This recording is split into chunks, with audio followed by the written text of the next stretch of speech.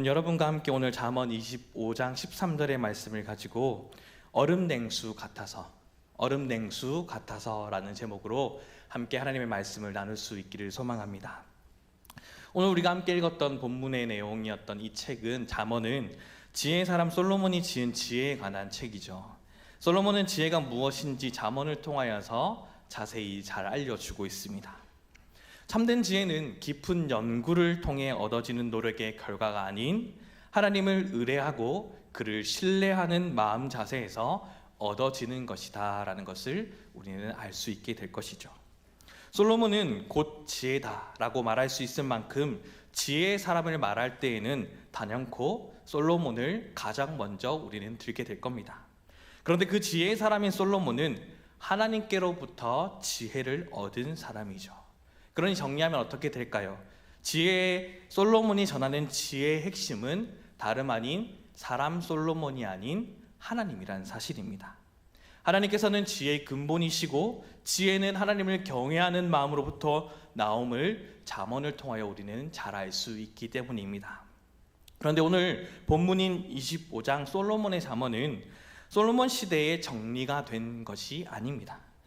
25장 1절의 말씀 가운데는 이것도 솔로몬의 잠언으로 유다왕 히스기야의 신하들이 편집한 것이다 라고 했죠. 솔로몬이 지은 많은 잠언들은 우리가 공자왈, 맹자왈이라고 일부분을 기억하고 있는 것처럼 사람들에게 함께 그 지혜가 전해지고 있었습니다. 그리고 그 많은 이야기들 중에 일부를 히스기야 시대에 정리한 내용이 바로 오늘 본문인 25장부터 시작으로 29장까지의 잠언의 내용에 해당됩니다. 그런데 왜 히스기야는 솔로몬의 잠언을 이 시기 때에 다시금 모으게 되었을까요?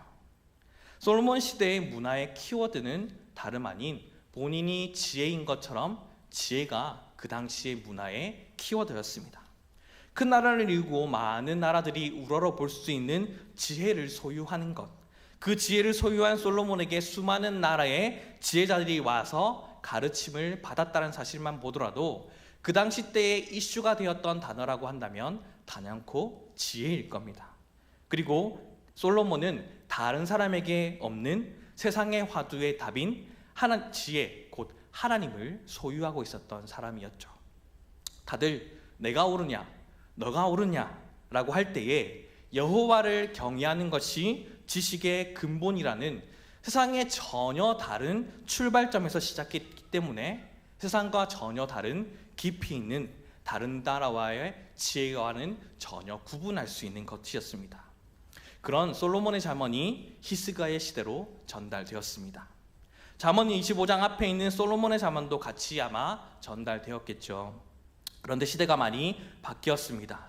솔로몬의 시대는 다윗의 믿음을 알고 있었습니다. 당시 이스라엘은 주위의 어떤 나라들보다 강한 나라였죠. 솔로몬 때에는 이스라엘 사람이라는 이유만으로 자부심을 느낄 수 있었겠죠. 그 자부심은 근간에는 하나님 앞에서 선택받은 민족이다라는 그러한 자부심이 그들 가운데 있었을 겁니다. 그런데 또 비교해서 생각해 보십시다. 히스기야의 시대는요. 히스기야 시대는 다릅니다. 남유다의 작은 나라였습니다. 형제 나라였던 북이스라엘 멸망을 지켜보아야 했던 시대였고, 그의 아버지도 하나님을 버리고 우상을 섬겼었으며 이스라엘이 선민이라는 자부심을 찾아보기 어려운 시대였죠. 오히려 우상을 섬기는 것이 더 지혜로워 보였던 시기였습니다.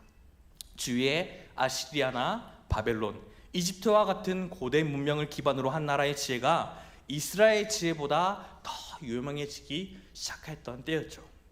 더 이상 하나님을 경외하는 것이 지식의 근본이 되지 않는다라고 생각하는 시대였습니다. 배고픈 시대였기도 합니다. 아시리아 왕 사느립에게 예루살렘을 포기당해서 먹을 것도 초한 구하기 힘든 시대가 바로 히스기야의 시대였습니다.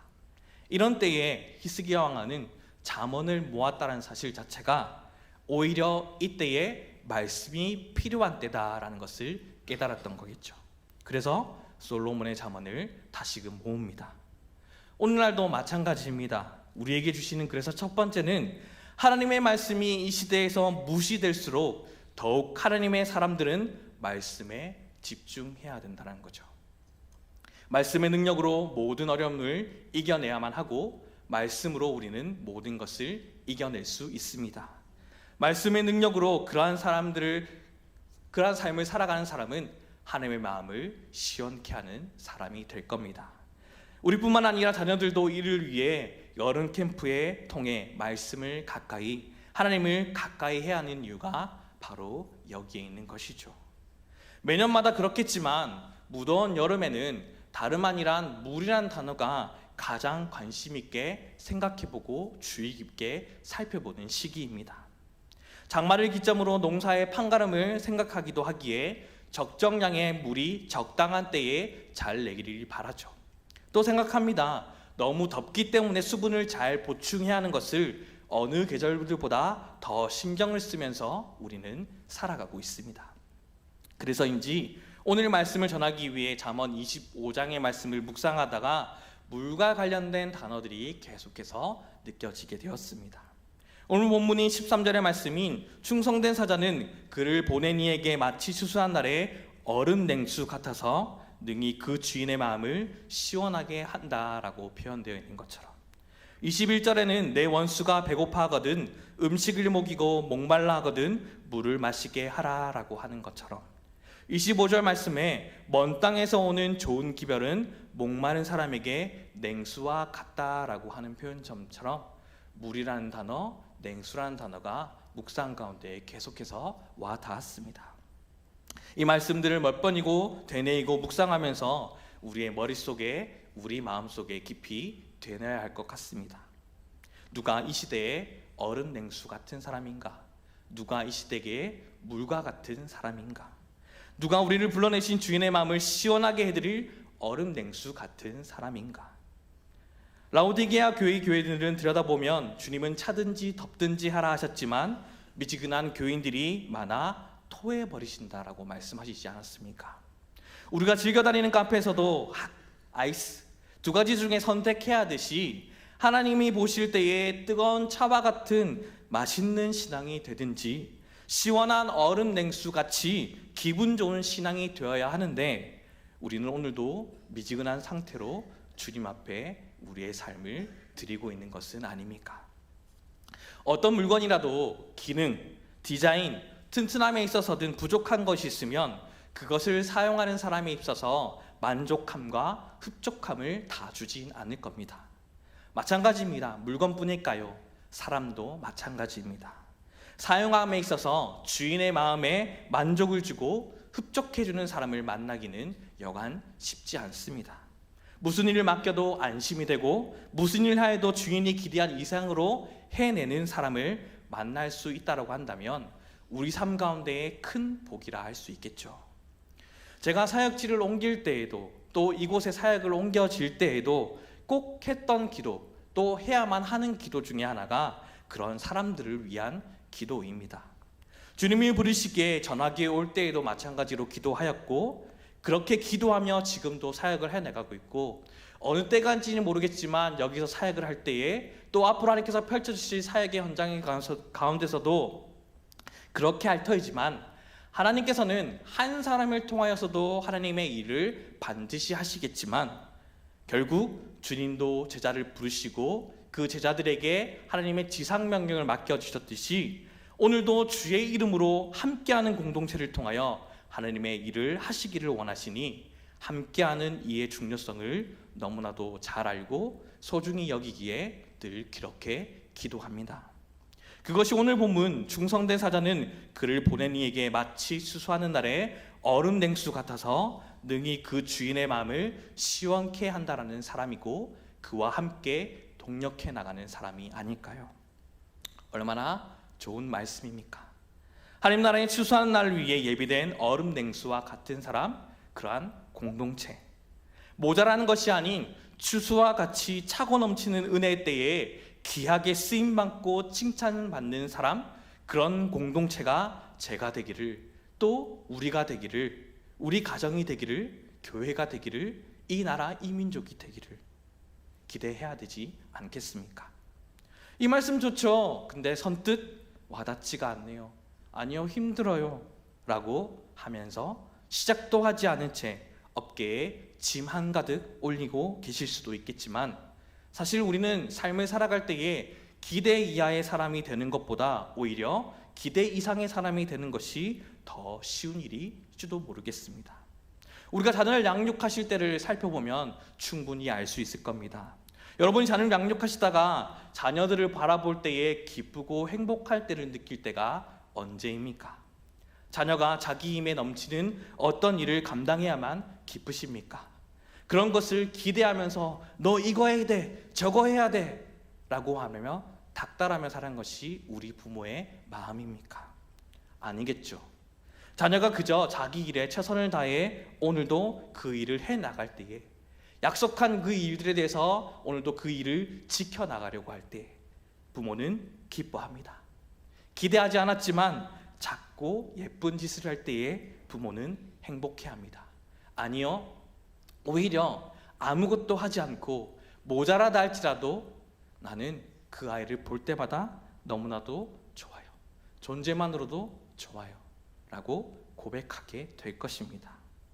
하나님의 사람으로서 하나님을 사랑하며 이웃을 사랑하는, 즉 이웃을 시원하게 하는 일들도 결국 어려운 일이 아니라는 거죠. 작은 선물을 통하여 큰 사랑을 표시할 수 있습니다. 밝은 얼굴로 미소를 짓고 인사함으로도 상대방을 시원하게 할 수 있는 것이죠. 얼마 전 세례식을 하셨을 때, 세례하실 때 기억나시나요? 세례를 받는 성도님들의 입에서 그렇게 간증 고백을 하지 않았습니까?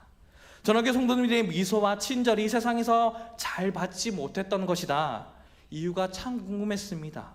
어떻게 그렇게 미소를 지으며 저에게 날마다 다가올 수 있는 건지. 25절의 먼 땅에서 오는 좋은 기별이 시원함을 준다라는 말씀처럼 감사합니다, 사랑합니다, 잘 지내셨어요, 식사하셨어요, 예배 자리에 오느라 불편함은 없으셨어요, 이런 가벼운 말의 한마디가 우리 예배에 오는 발걸음을 기쁘게 하여 주시고 우리의 마음을 시원하게 하여 주는 것처럼, 우리 세상 가운데서도 짜증나고 더위가 앞으로도 올 테지만 그 가운데에 시원한 냉수가 될 수 있는 것은 결코 큰 일이 아니라는 겁니다. 그래서 오늘 우리에게 주시는 두 번째 말씀은, 우리에게 주신 것 모두가 하나님이 허락하신 것이라고 한다면 내 안에 모든 것 하나 버릴 것이 없기에 주신 것으로 감사하며 맡겨진 자리 우리가 충성되이 삶을 살아가는 것이 필요하다는 것이죠. 그것이 하나님의 마음을 기쁘게 한다, 하나님의 마음을 시원케 한다라는 사실입니다. 이런 한 이야기가 있습니다. 수년을 아프리카에서 사역을 한 선교사님이 있었다고 합니다. 선교사님은 열애 동안 자신의 모든 열정을 쏟아 부었음에도 불구하고 자신이 생각하기에 선교의 열매를 맺은 것처럼 보이지 않았다라는 생각이 들었다고 합니다. 우리 삶도 그런 적이 참 많죠. 내가 열심히 했으나 결과로는 보이지 않을 때 말입니다. 선교사는 그곳에서 사랑하는 부인과 두 아들도 모두 잃었다고 합니다. 허탈한 마음으로 고향으로 돌아가는 배에 몸을 실었고, 그런데 그 배에는 휴가를 얻어 아프리카에서 사냥을 하고 돌아오는 대통령이 함께 타고 있었다고 합니다. 배가 항구에 도착했었을 때의 부두에는 은은하게 울리는 군악대의 연주와 예포 소리와 수많은 환영의 인파가 대통령을 맞이했다라고 합니다. 그리고 화산하는 계산에서부터 정용차까지 붉은 주단이 쭉 알려져 있었고, 좌우로 관료들과 시민들이 대통령을 맞이했다라고 합니다. 대통령이 배에서 내려 정용차에 오르자 붉은 주단은 거치게 되고 군악대의 나팔 소리도 멎게 되었겠죠. 그 뒤로 이 선교사님이 홀로 내려왔답니다. 선교사님은 사냥을 갔다 오는 대통령은 저렇게 환영을 받는데 선교 현장에서 두 아들과 사랑하는 아내마저 잊고 돌아오는 나를 맞이하는 환영객은 아무도 없구나 라는 생각이 들어 더욱 깊은 좌절감에 빠졌었다라고 합니다. 그런데 그런 좌절감에 빠져 한참을 걸었었을 때에 한 음성이 들렸다고 하죠. 내 아들아, 너는 아직 고향에 돌아오지 않았다. 내가 고향에 돌아오는 날 군악대 나팔 소리가 문제가 아니라 하늘의 천군 천사의 나팔 소리와 함께 내가 맞이해 주마. 붉은 주단이 문제가 아니라 황금 유리의 길을 깔고 내가 친히 너를 마중 나가 주마. 사랑하는 아들아, 끝까지 충성하라. 정신이 번쩍 들었다고 합니다.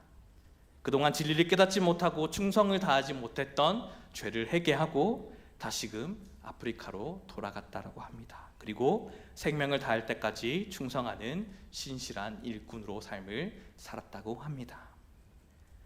이것이 보냄을 받은 사람이 보낸 분에게 드릴 수 있는 최상의 시원함이 아닐까요?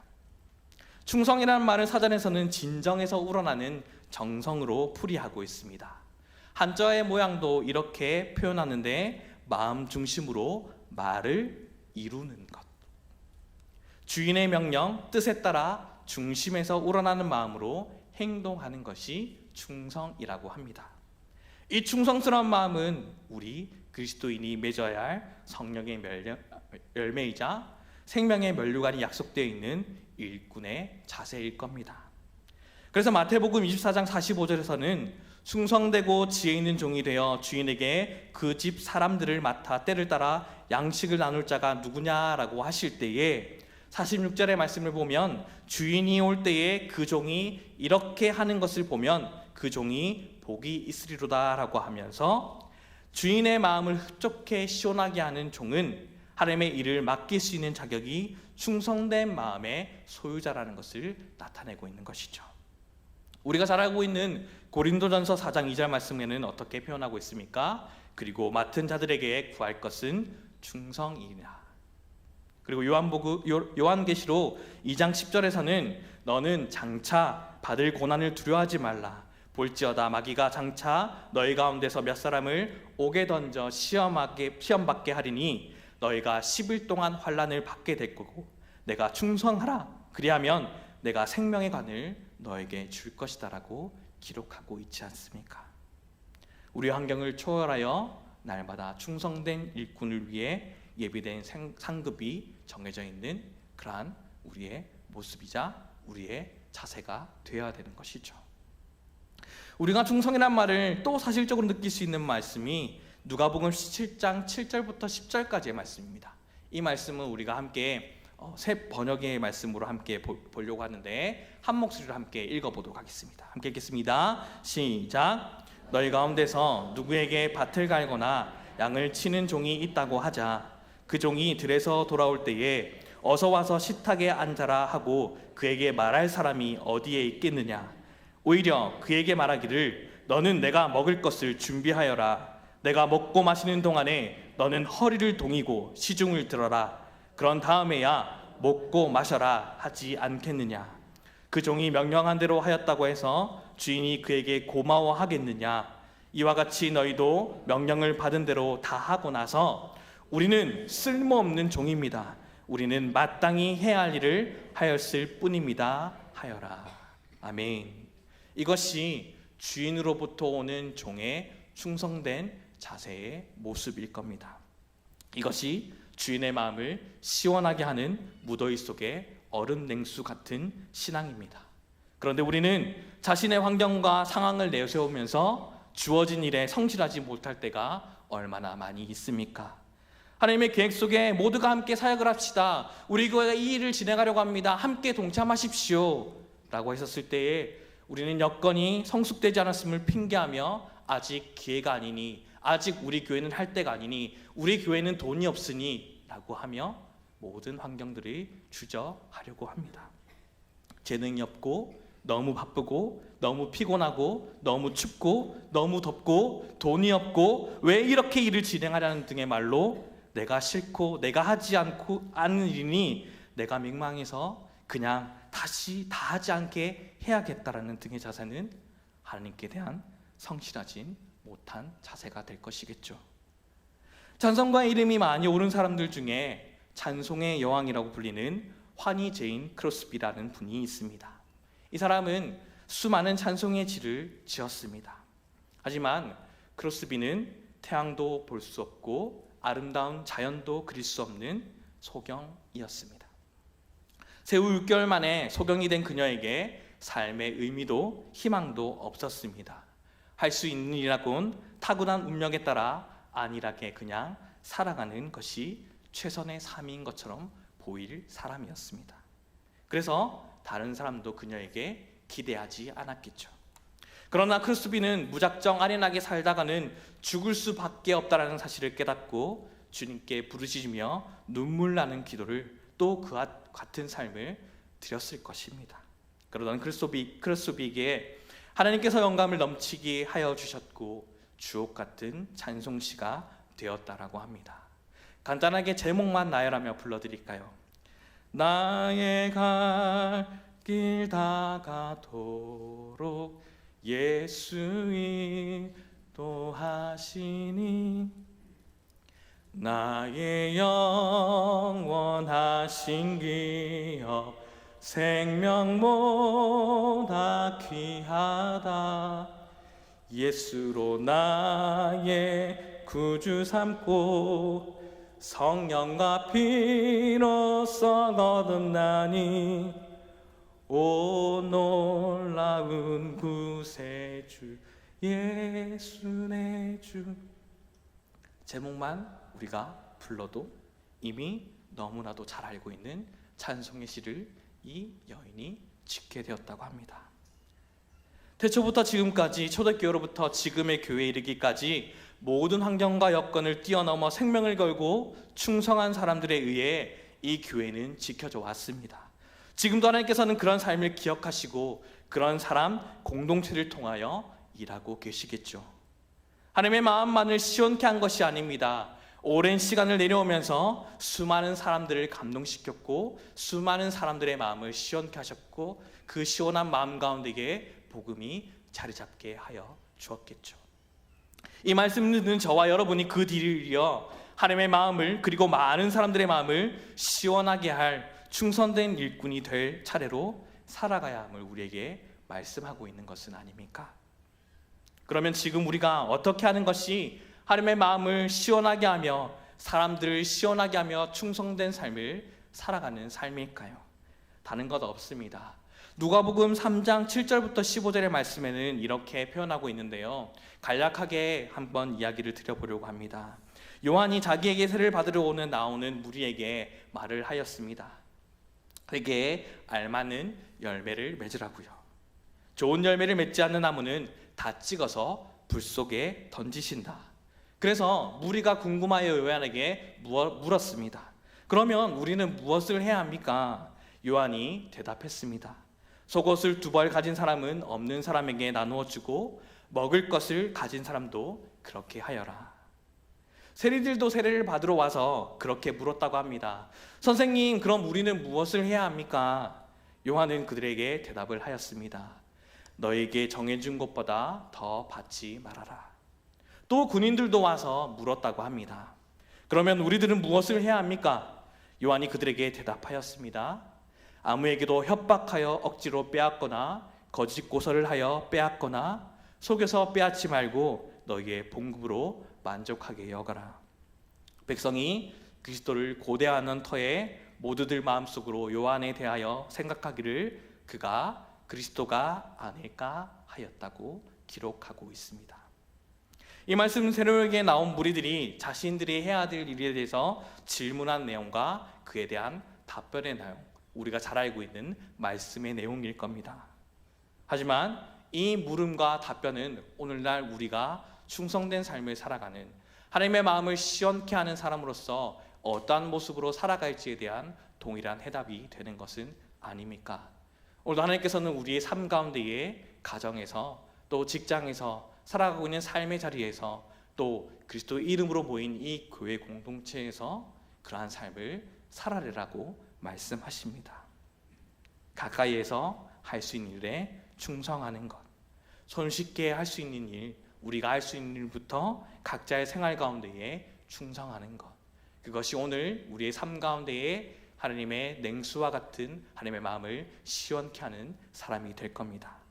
충성된 사람의 반대편에는 게으른 사람이 있겠죠. 그 사람은 잠언의 지혜의 말씀 가운데서 한번 찾아볼까요? 잠언 10장 26절 말씀에는 이렇게 기록하고 있습니다. 함께 읽겠습니다. 시작. 게으른 자는 그 부리는 사람에게 마치 이의 식초 같고 누대의 연기 같으니라. 아멘. 게으른 사람은 입에 넣기 힘든 식초 같다고 합니다. 게으른 사람은 눈에 따가운 연기와 같다고 합니다. 결국 그 연기는 사람의 눈을 눈물 흘리게 만들겠죠. 더운 날에 너른 냉수와 같은 사람과 얼마나 대조적인 말씀입니까? 하나님께도 주위 사람들에게도 이런 게으른 자가 되고 싶습니까? 아니면 오늘도 이 말씀을 주신 말씀을 나의 말씀으로 받아 오늘도 다시 한 번 더 주의 말씀에 나의 모습을 비추어 우리의 잘못을 돌이켜 삶 가운데 주님 앞에 주님의 마음을 시원케 하는 얼음 냉수와 같은 사람이 되고자 하십니까?